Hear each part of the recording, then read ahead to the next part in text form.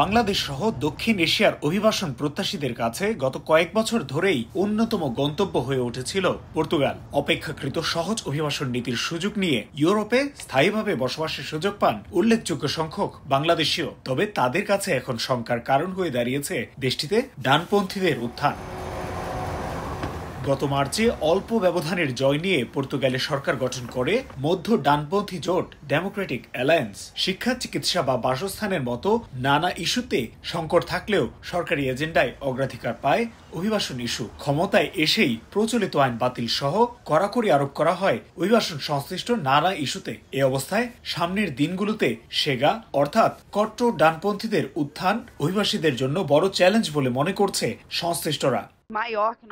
সেগার মতো কট্টর ডানপন্থীরা পর্তুগালে যেভাবে প্রভাব বিস্তার করেছে তা উদ্বেগের। এমনকি বর্তমান পার্লামেন্টেও তাদের অনেক শক্ত অবস্থান। পর্তুগালের বর্তমান অবস্থানে অভিবাসীদের অবদান স্বীকার না করে উল্টো যে কোনো সমস্যায় তাদেরই দায়ী করে দেশটির নাগরিকদের বিভ্রান্ত করা হচ্ছে। সামনের দিনগুলোতে অভিবাসীদের জন্য আরো কঠিন কিছু অপেক্ষা করছে।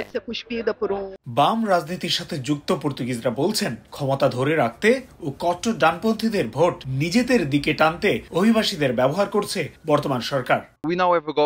বর্তমান সরকার পার্লামেন্টে সংখ্যালঘু, যেটির অর্থ যে কোনো সময়ই মধ্যবর্তী নির্বাচনের জন্য সরকার প্রস্তুত। তাই সেগারের মতো কঠোর ডান বা অভিবাসন বিরোধীদের এজেন্ডা বাস্তবায়নকেই বেছে নেওয়া হয়েছে। ফলাফল গত কয়েক মাসে ভিসায় কড়াকড়ি আরোপ বা সম্প্রতি মার্তিন মুনিজে পুলিশের হয়রানিমূলক তল্লাশি।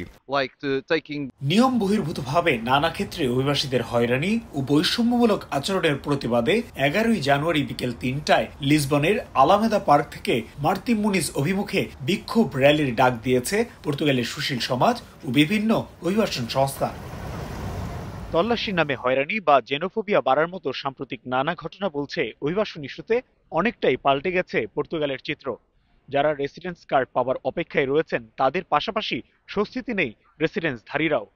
তাই পর্তুগালের আইনে অপরাধ কোনো অভিবাসীর এমন যে কোনো কর্মকাণ্ডের প্রভাব পড়তে পারে সার্বিক অভিবাসন ব্যবস্থায়।